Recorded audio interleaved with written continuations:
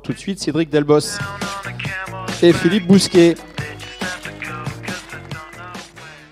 Cédric Delbos, avant que vous fassiez défiler, que je vous abandonne, si je puis dire, tous les deux ici pour le délai qui vous est imparti, ce serait important peut-être, parce que vous êtes très connu, mais peut-être pas encore assez, rappeler ce qu'est la mission justement que vous pilotez et en quoi les personnes dans cette salle peuvent demain s'intéresser à cela, vous faire appel et quel est votre objectif.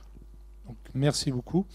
Donc Dynamic est donc un projet qui est à la fois européen et régional, qui est constitué de 13 partenaires donc de toute la région et dont la mission est de pouvoir accompagner les entreprises manufacturières de Nouvelle-Aquitaine sur l'intégration des nouvelles technologies, du numérique et donc l'intelligence artificielle. Voilà. Est-ce que c'est open pour tout le monde? Est-ce qu'il faut adhérer? Comment on fonctionne? On va faire le pratique, après on vous laisse nous présenter la suite. Alors je le présenterai plus en détail à la fin, mais oui, c'est ouvert à tout le monde. Le seul cadre, c'est celui que je viens de dire, entreprise manufacturière de région Nouvelle-Aquitaine et moins de 3000 personnes. Allez, Philippe Bousquet, un petit mot, même si on ne va pas vous faire l'affront de dire qu'est-ce que l'entreprise Electra, que je crois que tout le monde connaît, au moins ceux qui piétinent, pour ne pas dire sont à l'arrêt devant l'usine quand ils sont sur l'autoroute en revenant ou en partant vers le bassin d'Arcachon, le Pays Basque, pour les gens de Bordeaux. Et pour tous les autres, rappelez le cœur de métier de Electra et puis pourquoi vous êtes témoin ce soir, et puis on vous laisse. Donc, Electra est une entreprise fondée à Bordeaux il y a une cinquantaine d'années, qui développe des solutions technologiques, des logiciels, des équipements, des services pour toutes les entreprises de la mode, de l'automobile, de l'ameublement. Voilà, et je reviendrai dessus un petit peu plus tout à l'heure dans ma présentation. Allez, on vous laisse 30 minutes pour tout savoir sur l'IA grâce à vous. À tout de suite. Merci beaucoup pour cette introduction. Donc, et encore merci donc aux organisateurs et aux 3 chambres consulaires de nous avoir invités à faire cette introduction. Donc, au cours des 15 prochaines minutes, on va essayer de démystifier un petit peu l'intelligence artificielle, de vous donner quelques clés de lecture de celle-ci pour vous donner envie à chacune de vos entreprises d'investir dans l'intelligence artificielle dans le cadre du développement de leurs entreprises. Alors nous allons aborder 4 points au cours du prochain quart d'heure. Un, c'est qu'est-ce que l'IA, cette fameuse définition. Ensuite, nous allons voir quelles opportunités pour les entreprises manufacturières et autres, bien évidemment. Quelques notions clés pour vous permettre un petit peu d'avoir, je dirais, des clés de lecture, de compréhension lorsqu'on parle d'IA. Et enfin, comment être accompagné sur ce domaine en région Nouvelle-Aquitaine. Alors, vous allez le voir dans le reste de la présentation, c'est un sujet qui est multi-expertise, complexe. Vous imaginez qu'en 15 minutes, je ne fais faire qu'effleurer tous ces domaines-là. Donc n'hésitez pas à venir me voir lors du cocktail pour discuter soit de dynamique, soit de l'intelligence artificielle et de tous les points que je ne vais pas pouvoir aborder en détail. Voilà. Je l'ai pris dans le mauvais sens. Voilà. Alors, déjà, la première étape, ça va être de définir qu'est-ce que l'IA. Et on va prendre l'Union européenne, comment elle le définit. Elle le définit en 3 points. Le premier, c'est que l'IA désigne la possibilité pour une machine de pouvoir reproduire des comportements humains, c'est-à-dire le raisonnement, la planification, la créativité. Vous pouvez voir que sur ce premier point, ça reste très, je dirais, peu factuel et donc très difficile à voir. Heureusement, les 2 prochains points sont beaucoup plus simples en termes de points. Le premier, c'est que ces systèmes techniques doivent pouvoir de percevoir leur environnement. C'est-à-dire qu'à partir de capteurs, et même de capteurs complexes comme les caméras ou l'intégration de son, ça va être pour l'ordinateur de pouvoir percevoir son environnement, gérer sa perception, et ensuite pouvoir résoudre des problèmes liés à cet environnement pour pouvoir entreprendre des actions pour atteindre des buts précis, comme vous pouvez le voir sur le petit schéma très symbolique à côté. Le dernier point, c'est que, comme ça a été dit précédemment, le dernier point qui est peut-être le plus important, c'est que l'IA est capable d'adapter son comportement, alors plus ou moins en fonction des technologies qui vont être utilisées, pour pouvoir réagir par rapport à ce qui a été fait ou par rapport à l'environnement qui pourrait changer au fur et à mesure de son intervention. Et donc, c'est de sa capacité également à travailler de manière autonome. Le point suivant, c'est qu'on nous demande très souvent, c'est quelle est la différence entre finalement l'intelligence artificielle et les systèmes automatisés. Alors très souvent, cette question vient du fait que les entreprises qui nous contactent ont déjà des idées, mais finalement, ils n'osent pas aller très loin et c'est très proche finalement des systèmes automatisés et ils n'utilisent pas toutes les capacités que l'IA peut offrir dans le cadre de leur domaine d'activité. Le premier point, c'est que l'intelligence artificielle permet une complexité de tâches très importante avec de très nombreuses variables. Le deuxième point, c'est encore une fois l'adaptabilité, la capacité à pouvoir faire évoluer son intervention, son raisonnement par rapport à ce qui va se passer. Si on prend un exemple, en lui donnant de déplacer ce gobelet de la droite de la table à la gauche de la table, si le gobelet tombe, ça ne va pas arrêter le système, il va pouvoir interpréter le fait que le gobelet est tombé, changer son positionnement et pouvoir récupérer le gobelet. Le dernier point, c'est l'amélioration continue. C'est encore le fait d'apprendre et de s'améliorer. Et là encore, c'est quelque chose qui va pouvoir vraiment le différencier des systèmes automatisés. Donc si on regarde en termes de résumé, finalement, dans les deux cas, on souhaite réduire l'intervention de l'humain. Mais dans un cas, c'est dans les tâches répétitives et standardisées, alors que dans l'autre cas, c'est dans les tâches complexes et variables. Alors quand je dis réduire l'impact de l'humain, ça ne veut pas dire le remplacer, mais en tout cas l'aider à pouvoir avoir des tâches à plus haute valeur ajoutée et réduire donc les tâches où il a peu de valeur ajoutée mais qui vont lui prendre beaucoup de temps. On va rentrer maintenant tout de suite dans le vif du sujet avec les 8 applications concrètes de l'IA dont peuvent bénéficier les TPE, PME, je dirais quelle que soit leur taille. Le premier point, ça va être tout simplement l'optimisation de la production qu'on peut retrouver. Alors vous allez retrouver dans toutes les entreprises plus ou moins avancées en fonction des thématiques. Mais là, on peut retrouver entre autres l'optimisation de la planification, des maintenances prédictives, de l'aide à la décision. Là encore, on n'essaie pas de remplacer l'humain, mais de lui faciliter la tâche pour intervenir. Il y a également tous les aspects de contrôle qualité. Là, on peut retrouver entre autres tout ce qui est inspection visuelle qui va permettre donc de réduire ces tâches, de les faciliter et d'aller encore plus loin, comme on le verra un peu plus loin. Ça permet également de traiter des analyses de données beaucoup plus importantes et de pouvoir du coup aller beaucoup plus loin dans les aspects de qualité. Il y a également tous les aspects de gestion de stock par rapport aux prévisions de commandes, comme ça a déjà été dit précédemment, mais également de prévoir des réapprovisionnements automatisés pour éviter les pertes de temps avec tous ces impondérables de commandes. Il y a également tout ce qui est amélioration des processus, que ce soit les optimisations de chaînes d'approvisionnement, mais comme ça a déjà été dit, l'automatisation de toutes les tâches répétitives complexes pour justement libérer du temps pour d'autres tâches à plus haute valeur ajoutée. Et il y a également tout ce qui est personnalisation innovation. L'IA permet de faire entre autres tout ce qui est personnalisation de masse qui serait totalement impossible sans l'aide de l'IA. Et on va également avoir pour l'innovation de nombreux outils qui vont intégrer de l'IA et qui vont permettre d'aller beaucoup plus loin, comme avec la CAO où vous pouvez avoir du generative design qui va permettre de faire des pièces qui à des résistances mécaniques identiques seront beaucoup plus légères avec l'utilisation de beaucoup moins de matière, donc avec forcément des rendements plus intéressants pour l'entreprise. On va également le retrouver par exemple aussi avec du génératif fluidique qui vont permettre d'optimiser des écoulements pour éviter des pertes de charge et encore éviter des pertes en énergie. On a également des points sur l'efficacité énergétique. Par exemple, tout simplement en mettant en arrêt certaines installations lors de la production. Voilà, lorsque le plan de charge de production n'est pas en face, ça doit être de pouvoir réduire la consommation en énergie, le temps que la ligne de production soit alimentée en termes de pièces. Et donc, ça va permettre de réduire, entre autres, des consommations en énergie. Également, il y a tout l'aspect sécurité au travail que vous allez retrouver, entre autres par tout ce qui est surveillance de sécurité, mais également par tous les systèmes d'apprentissage que va pouvoir apporter l'IA avec les jumeaux numériques qui vont permettre de pouvoir faire tester aux gens des choses, de pouvoir réagir un peu comme les pilotes d'avion à certaines choses qui pourraient arriver et de pouvoir, entre guillemets, avoir le temps de se tester, de s'entraîner sans être dans une mise en place d'un risque à la fois pour eux ou pour la production. Et le dernier point, c'est, je pense, celui qui va, je dirais, éclairer le plus d'idées peut-être parmi vous. C'est tout ce qui est service client et support que vous avez tous retrouvé. Et là, on va pouvoir rentrer, entre autres, tout le web marketing, les chatbots et assistances virtuelles, et également intégrer des choses beaucoup plus complexes qui sont assez, je dirais, de plus en plus tendance, comme l'analyse de sentiments dans les choix décisionnels des clients. Alors vous allez me demander, mais par quoi commencer?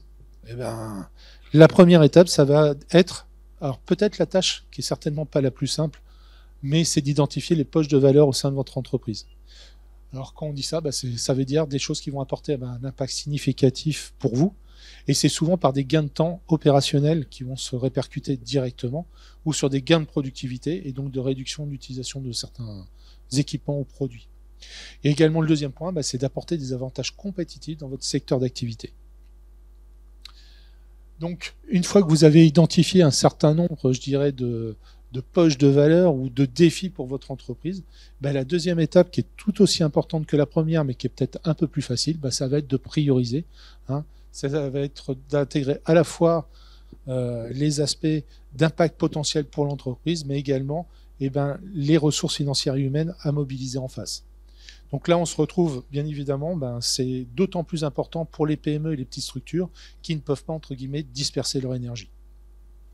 Donc, une des premières étapes, c'est aussi de se faire accompagner dans cette démarche d'identification. Une des autres questions qui nous est souvent demandée également, c'est sur l'aspect utilisation d'IA sur mesure ou d'IA, je dirais, sur étagère. Alors, le premier point, c'est que sur l'IA prête à l'emploi, ça a changé complètement l'animation, tant pis. On va commencer plutôt quand même par les points positifs. Ça permet une implémentation rapide, ça permet une fiabilité et un support donc de l'entreprise qui vous fournit cette IA sur étagère, des coûts initiaux réduits, une simplicité d'utilisation. Par contre, ça implique aussi des risques pour vous.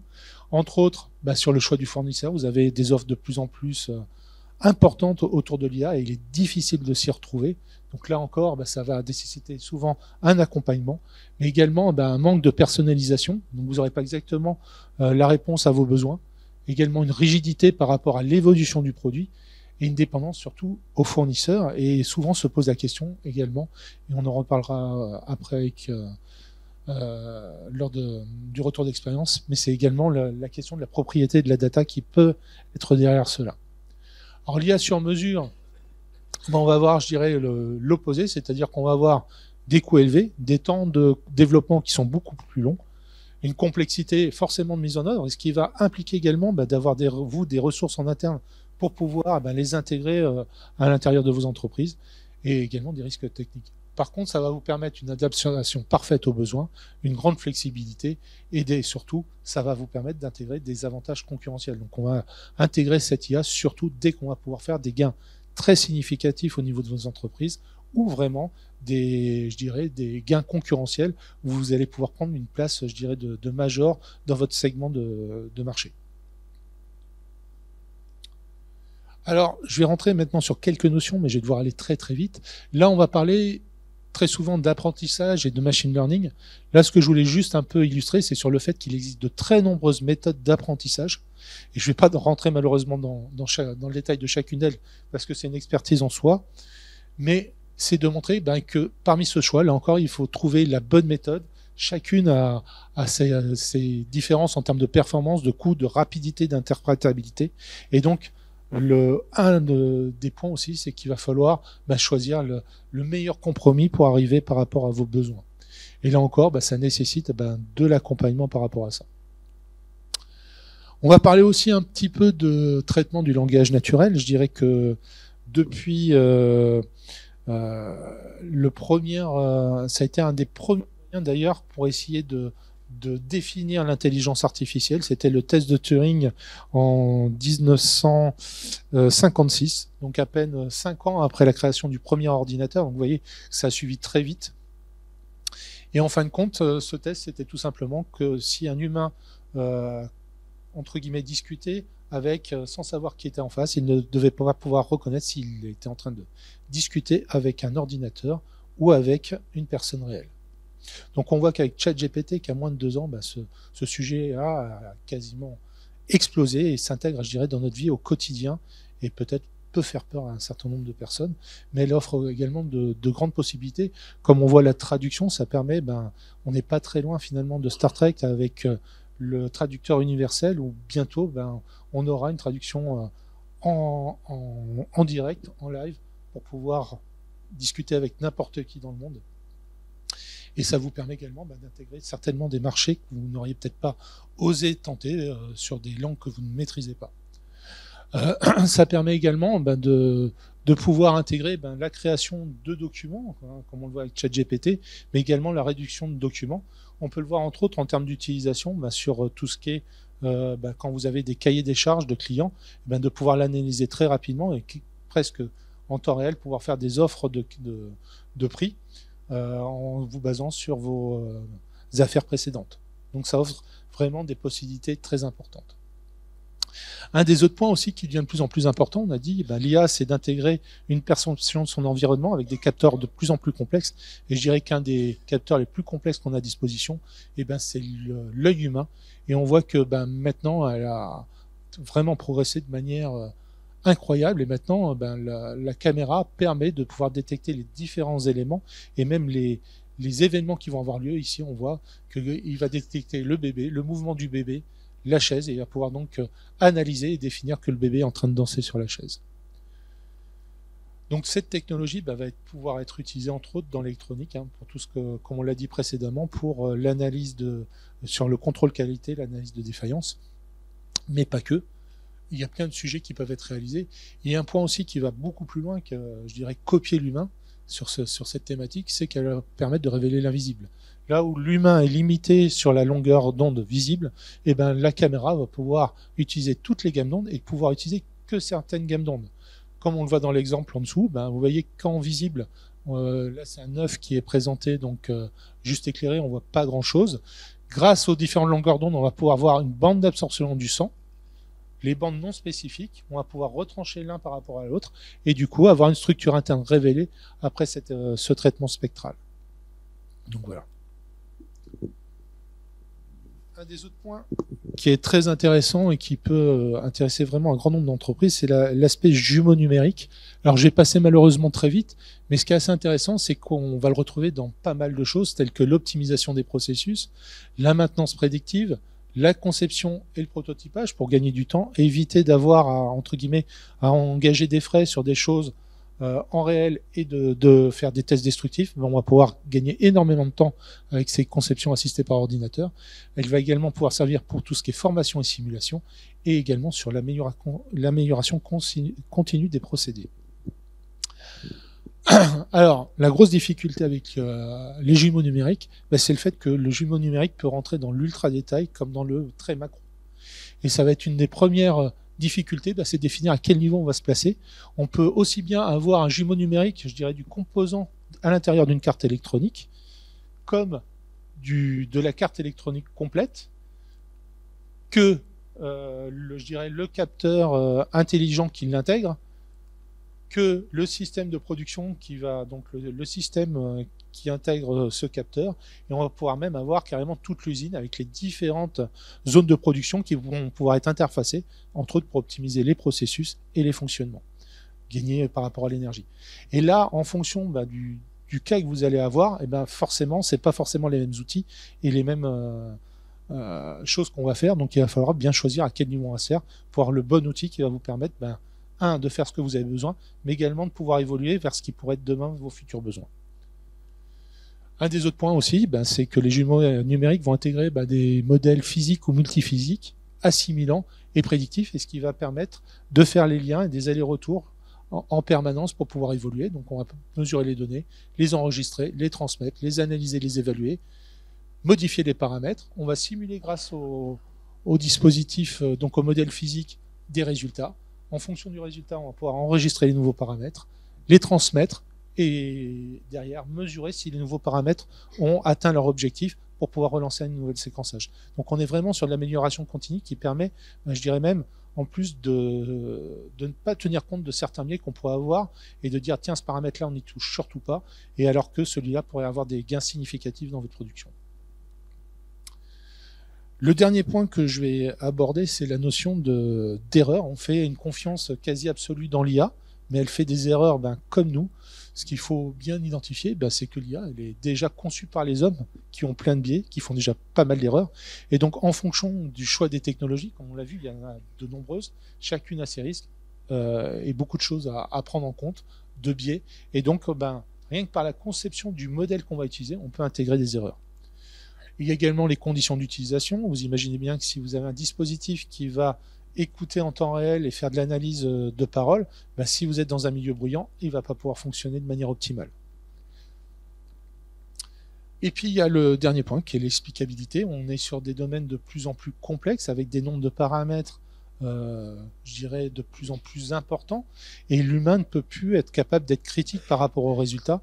Et c'est un des derniers points, c'est que puisqu'on n'est pas capable d'être critique, on ne sait pas quand est-ce que l'IA se trompe ou pas. Et il y a tout un travail sur cette partie explicabilité.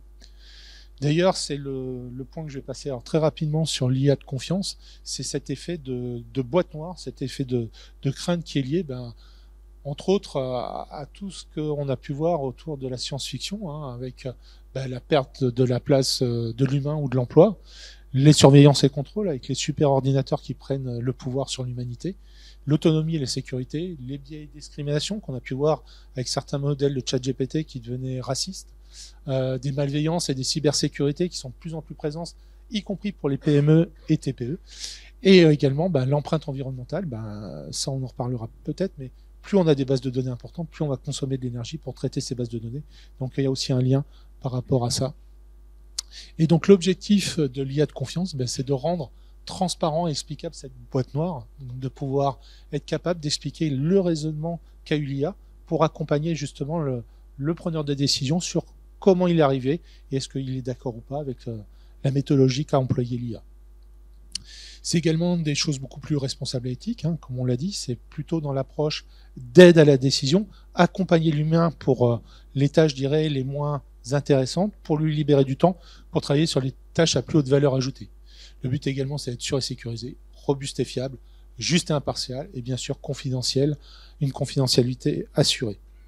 Alors tout ça, c'est également lié avec l'Europe, avec toute la nouvelle législation qui a été adoptée le 21 mai 2021 et qui sera appliquée en application à partir de 2026, et ce qui va intégrer aussi sur tous les IA critiques. Alors, je ne sais pas si vous en aurez dans vos PME, mais d'intégrer tous ces aspects-là dans la construction de vos IA.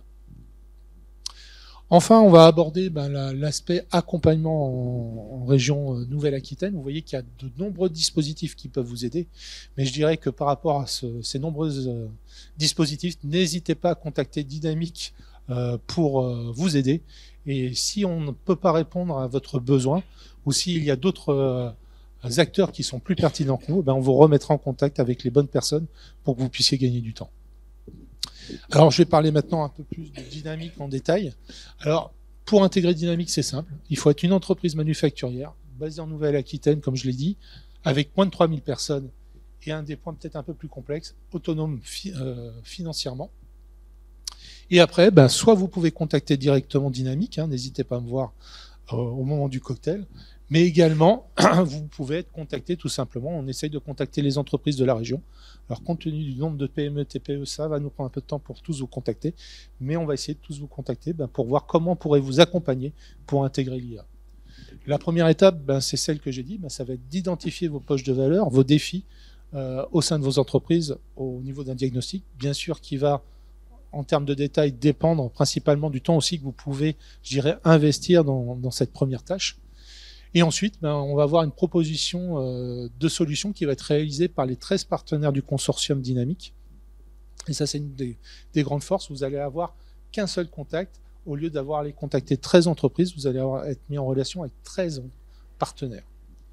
Alors, les thématiques sont test, expérimentation et preuve de concept. Donc, d'essayer d'intégrer l'IA au niveau de votre industrie, de votre cœur de métier, sous forme déjà de conseils technologiques et de preuves de concept, mais également de formation, comme on l'a vu. Il faut pouvoir être en capacité à intégrer cette technologie, donc d'être formé à pouvoir intégrer cette technologie. C'est également la recherche de financement. On sait très bien que ces projets peuvent être assez coûteux, surtout sur l'IA sur mesure, donc ça, on va vous accompagner dans cette recherche de financement, et également sur la mise en relation, y compris avec d'autres DIH, puisque ce projet de DIH se retrouve dans toute l'Europe et dans presque toutes les régions françaises. Et donc, chacun a ses thématiques, ses particularités. Et si une des EDIH a, je dirais, une thématique plus adaptée à votre besoin, ben on va vous mettre en relation avec. Comme vous l'avez compris, l'IA de confiance, ben c'est un peu le fil conducteur un peu de tout ce que nous proposons au sein de Dynamic. Et donc, une fois que vous avez fait cette proposition de solution, vous allez pouvoir choisir. Là encore, on va vous redemander, on va déjà prioriser les solutions qu'on va vous proposer. On ne va pas vous en faire 50. On va essayer d'essayer déjà d'identifier les plus intéressantes. Mais c'est à cette étape que vous allez pouvoir choisir les plus pertinentes pour vous, pour pouvoir les intégrer. Enfin, la dernière étape, c'est la contractualisation avec nous. Alors, le gros avantage sur le projet Dynamic, qui est donc porté à la fois par la région et par l'Europe, c'est que vous avez uniquement le reste à charge des services que vous avez à apporter, et non pas l'intégralité. Et dans les services, je dirais, avec le plus de reste à charge, vous avez que 35% du service qui est en reste à charge. Donc ça reste même très intéressant en termes d'accompagnement. Ensuite, il y a bien sûr la réalisation des services. Et bien sûr, vous allez pouvoir donner votre avis pour l'amélioration continue. Comme l'IA, on va essayer de s'améliorer au fur et à mesure pour vous donner un service toujours meilleur. N'hésitez pas à me contacter si nécessaire. Le mail est là-haut, on l'a vu, on va le laisser un petit peu et on va passer au témoignage de Philippe Bousquet qui a perdu un peu de temps de parole, Philippe. Je suis désolé. Merci Cédric Delbos, bravo. On se fera une pause question-réponse avant de passer à la table ronde, comme ça on va séparer le question-réponse. Allez, un témoignage. Je vais essayer d'aller vite. Donc, je suis Philippe Bousquet, je suis responsable du département recherche avancée chez Lectra, c'est-à-dire les projets de recherche en avance de phase par rapport à la R&D, et notamment tout ce qui est intelligence artificielle, tous les composants très algorithmiques et très mathématiques, les composants hardware à long des mises au point, et tous les partenariats avec les universités, les centres de recherche, les centres techniques. Donc Lectra, qui sommes-nous? Nous sommes une entreprise qui a été fondée en 1973, donc qui a fêté ses 50 ans l'année dernière, qui compte aujourd'hui 3000 personnes et qui a réalisé en 2023 un peu moins de 500 millions d'euros de chiffre d'affaires. Et notre métier, c'est d'offrir des solutions technologiques pour accompagner les industries de la mode, de l'automobile, de l'ameublement vers l'industrie 4.0. Donc ce sont des entreprises qui partagent le fait de manipuler des textiles et du cuir. Et nous sommes depuis la création, une entreprise très internationale avec plus de 95% de notre chiffre d'affaires en dehors de la France, qui est très bien réparti dans le monde entier, des équipes partout dans le monde. Au niveau de la répartition du chiffre d'affaires, la moitié dans la mode, vous pouvez vous dire que chaque fois que vous voyez un vêtement, il y a des chances qu'il ait été conçu ou fabriqué, qu'il y ait eu une interaction, en tout cas dans la fabrication, la conception, avec un produit Lectra. Dans l'automobile, c'est pareil, on estime que plus de la moitié des sièges automobiles et des airbags sont coupés sur des machines Lectra, par exemple. Et nous sommes aussi très présents dans l'ameublement et d'autres industries qui utilisent les textiles.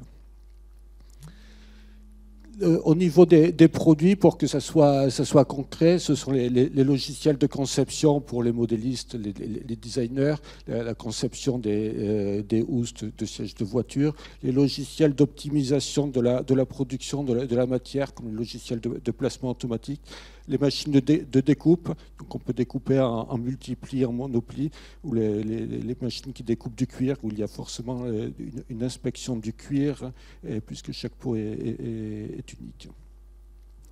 Voilà, et nous sommes très investis dans l'innovation et dans la R&D, avec près de plus de 11% de notre chiffre d'affaires qui est investi en R&D, ce qui représente plus de 600 personnes dans le monde aujourd'hui, dont 300 à Cestas, à côté de Bordeaux.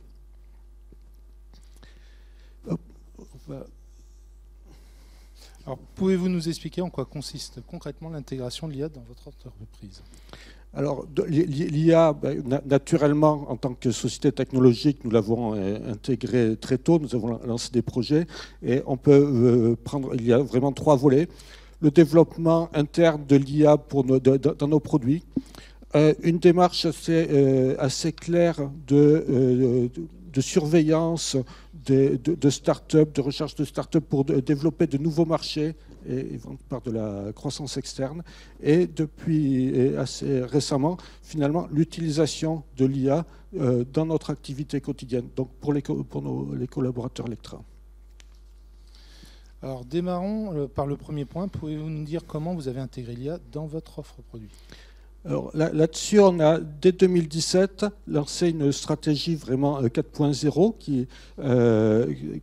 qui vise à offrir, dont un des piliers est d'offrir à nos clients de nouveaux services basés sur les données et basés sur l'intelligence artificielle. C'est vraiment un des moteurs.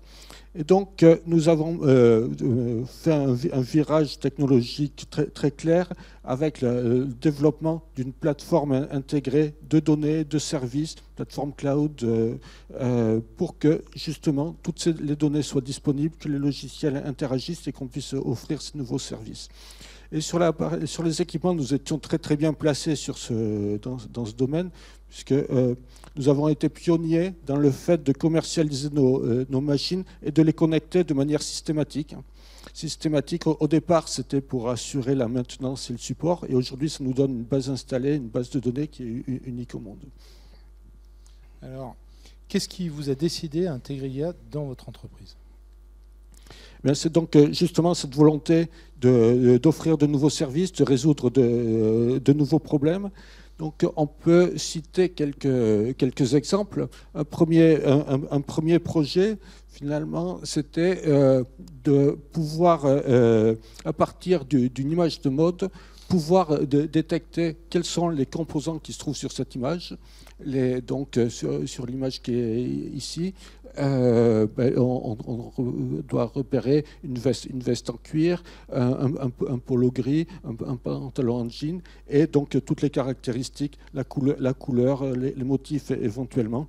Et ça, c'est évidemment très intéressant pour les designers. C'est très intéressant. Nous avons des applications qui permettent aux différentes marques de mode de se comparer, leur collection avec celle des concurrents. Voilà.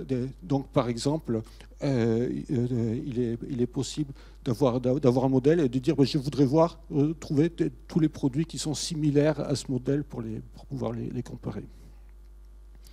Un deuxième projet que nous avons, et ce projet, au départ, nous l'avons mené avec le laboratoire de Bordeaux de recherche en informatique pour finalement monter en compétence sur ces technologies.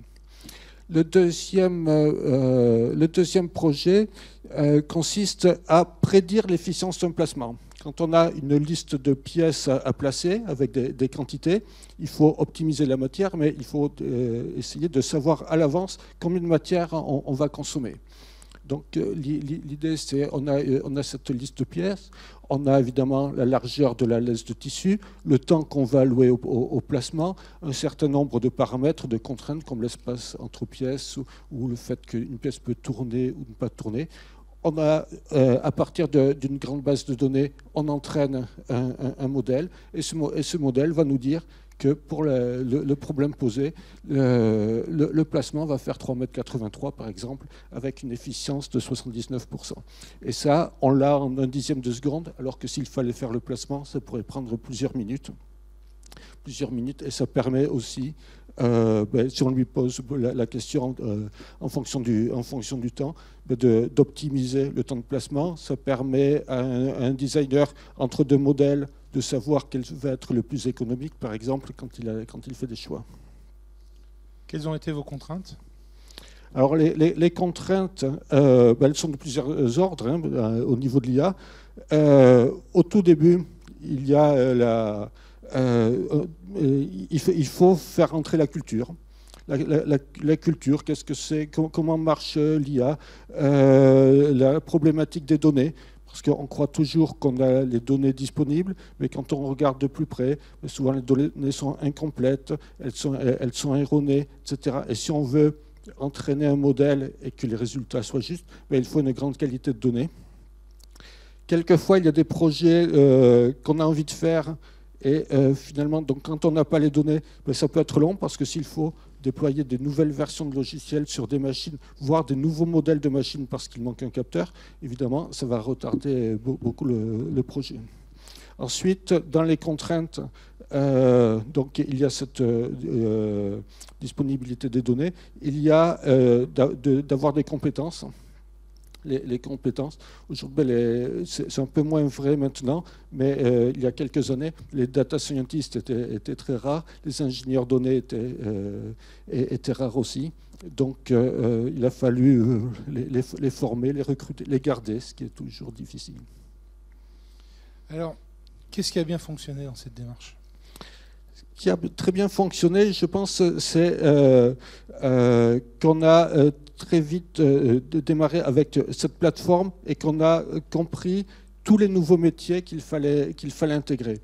On a donc justement besoin de recruter ou former des ingénieurs data. On a eu un plan data avec la création d'un data lake, d'un data hub, pour que toutes les données un peu hétérogènes qu'on avait dans l'entreprise puissent être rassemblées, puissent être utilisées.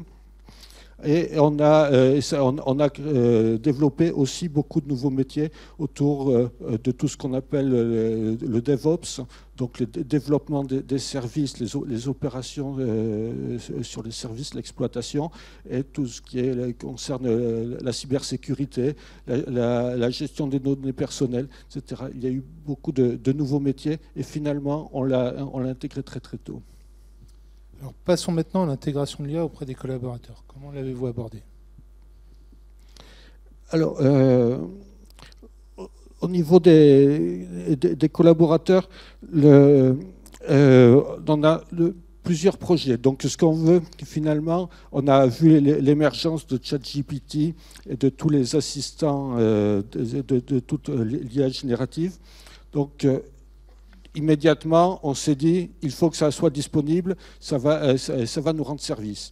Mais on a commencé par ne pas autoriser les équipes à l'utiliser, disant il faut qu'on maîtrise ça. On ne veut pas que tout notre savoir-faire, notre propriété intellectuelle, nos sujets de recherche se retrouvent dans la nature et deviennent dans le public. Donc on a lancé en parallèle, en même temps qu'on n'a pas autorisé les salariés à l'utiliser, on a lancé des projets pour déployer et évaluer ces outils dans des environnements sécurisés.